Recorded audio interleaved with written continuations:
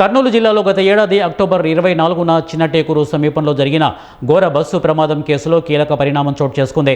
20 మందికి పైగా ప్రయాణికులు సజీవ దహనమై ఈ విషాద ఘటనపై జాతీయ మానవ హక్కుల కమిషనర్ స్పందించింది.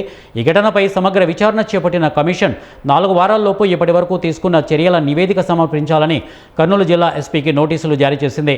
అలాగే ప్రమాదానికి దారితీసిన పరిస్థితులు, అధికారుల నిర్లక్ష్యం ఏమైనా ఉందా అనే అంశాలపై పూర్తి స్థాయిలో విచారణ జరపాలని ఆదేశించింది. ఈ ఘటనపై తమిళనాడుకు చెందినటువంటి తెలుగు యువశక్తి అధ్యక్షుడు కేతిరెడ్డి జగదీశ్వర్ రెడ్డి ఎన్హెచ్ఆర్సీకి ఫిర్యాదు చేశారు. దీంతో ఎన్హెచ్ఆర్సీ కర్నూలు జిల్లా ఎస్పీకి నోటీసులు జారీ చేసింది.